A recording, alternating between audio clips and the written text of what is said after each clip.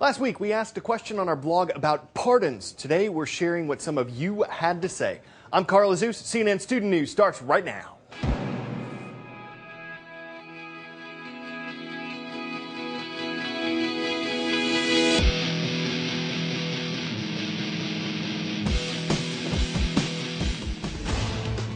First up, authorities are questioning the captain of an Italian cruise ship that wrecked last Friday. The captain was under house arrest yesterday. He may be accused of abandoning ship. The captain says the rock that the ship hit was uncharted, and on his map it was just marked as water. This is infrared video of the crash when it happened. It was taken by the Italian Coast Guard. You can see the ship on its side and the passengers lining up to get off the boat. Here, you can see rescue workers pulling up alongside the ship. Other workers are already climbing up the hull, and this is the gash that the rock caused when the ship hit it. Once they make their way onto the ship, emergency crews like the ones you see here are searching all over for passengers. As of Tuesday afternoon, nearly 24 people were still reported missing. And look at this. We want you to watch right over the top of the ship. Rescue workers are setting off explosions so they can get better access to search the interior. Yesterday, they found 5 bodies, bringing the number of people known to have died in the crash to 11. Officials are investigating the specific details, but we know some information about how this all started. Michael Holmes is going to break it down for us. Michael, what do you have? All right, let's take a closer look at how and where this all happened. The Costa Concordia was heading north near Giglio Island. You can see it there. Now let's have a look at the normal route that this boat normally takes. This happens dozens of times a year. This is the normal course heading north. But you can see here, this is where it changes course. This happened about 9:15 p.m. on Friday night. It's not just any old detour either. This is a 4-kilometre detour to take a closer pass to the island, presumably to get a better view of the island. It's quite stunning at night. Apparently, let's zoom in now on the new course. As it approaches Giglio, you can see here, the vessel strikes a reef right there. And it's about 9:30 p.m. local time. This is just a few hundred metres off the coast. The captain continues on, a 50-metre gash in the hull, and the power is out, taking on water. At some point, he decides that he's going to turn towards shore and gets in close, and you can see that's when the listing begins as he turns towards land. The ship coming to its rest on its side, and that's where it ended up, just metres away from the lighthouse at the entrance to Giglio Harbour. Our website is cnnstudentnews.com. It's where you can go to get the latest details on this story. This is going to keep developing as rescue workers keep going. So cnnstudentnews.com is where you can also watch a report from Brian Todd about how ship captains train for emergencies. It's all in the Spotlight section, cnnstudentnews.com. Today's shout out goes to Coach Howell's classes at Brooklyn Casey High School in Casey, South Carolina. What country is home to Mount Kilimanjaro? You know what to do. Is it Argentina, Botswana, Nepal, or Tanzania? You've got 3 seconds. Go.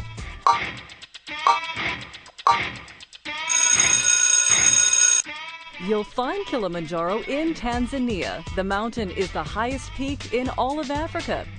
That's your answer, and that's your shout out. And that means Kyle Maynard had quite the view. He climbed Mount Kilimanjaro and reached the top on Sunday.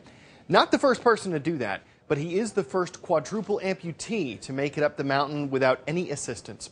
Maynard was born with a condition called congenital amputation. His arms stop at the elbows and his legs end near his knees. This is file footage of him training for the Kilimanjaro climb last year. We've featured Kyle Maynard on our show before. He's a motivational speaker, and he has told reporters that he hoped his efforts would show other people no challenge is too big. Following up now on a story out of Alaska, fuel is flowing into Nome. We reported last week on the first ever attempt to deliver fuel to the city through the sea ice. A Coast Guard icebreaker was helping guide a Russian tanker ship into Nome. More than 1 million gallons of fuel started flowing in on Monday evening. The tanker couldn't go all the way into the harbor. It's anchored out in the sea, and the fuel is being pumped through 1,200 yards of hoses. Officials considered flying fuel into Nome, but it would have taken more than 300 flights. Is this legit? Mussels like you find in the sea are animals. Totally true. Mussels are mollusks, and these animals live in the ocean, lakes, rivers, and creeks. Someone who definitely knew that answer is Samantha Garvey. She's the focus of our next report from Mary Snow. Thanks to Garvey's research on mussels, the high school student is in the running for an award that comes with a $100,000 scholarship. It's tough competition, but Garvey has some experience overcoming adversity. 17-year-old Samantha Garvey is an aspiring marine biologist with a keen sense of tough shells. They all congregate with each other. She's spent years studying mussels and how they protect themselves. But at New York's Brentwood High School, she's learned some lessons of her own about being tough when the odds are stacked against you. She was chosen as a semi-finalist in the prestigious Intel Science Talent Search. But Samantha got the exciting news at a homeless shelter. Her family's been living there since being evicted from their home December 31st. It's worrisome, you know? It's just been really worrisome because you think, where am I going to be? Like, if something doesn't come through, am I going to be in a homeless shelter? Samantha's parents were both injured in a car accident last year. They both lost time at work, which caused them to fall behind on bills. As the family struggled, Samantha says she got her inspiration from school and her science teacher, Rebecca Grella, a 2-time breast cancer survivor. She told us her story. I thought, wow, that is amazing. And I took that from her. How does it feel to hear this? It works both ways. What I take from Sam is her humbleness, her ability to reach out to others, to give effortlessly. Samantha's story grabbed the attention of officials in New York's Suffolk County. They are now providing the Garvey family with public housing. This is just the most amazing thing you could ask for. I know everyone, we're all in tears here. Like, we could barely compose ourselves enough to speak. With the tears, there was disbelief from Samantha's mother, Olga. I break in tears. I say, what? This happened? He said, yes, this is happening. Samantha's father says his daughter's always been a fighter, weighing only 2 pounds when she was born.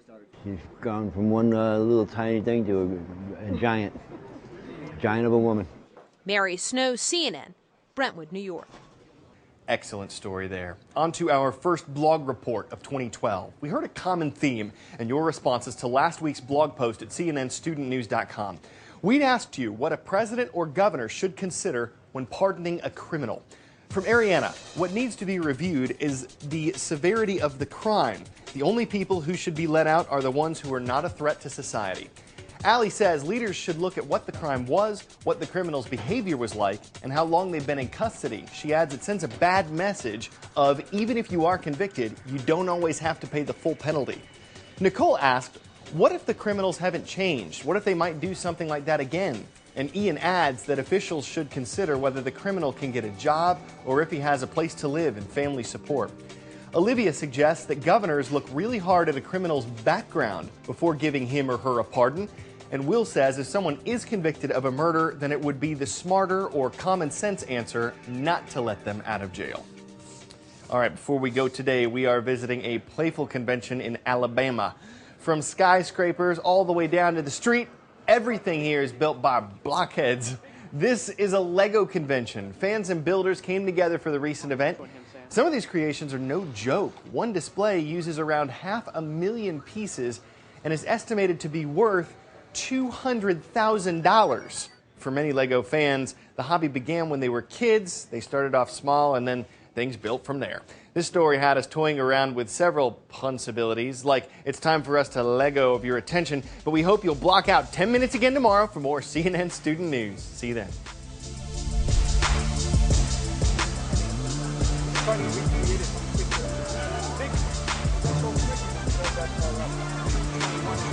Join him, Sam.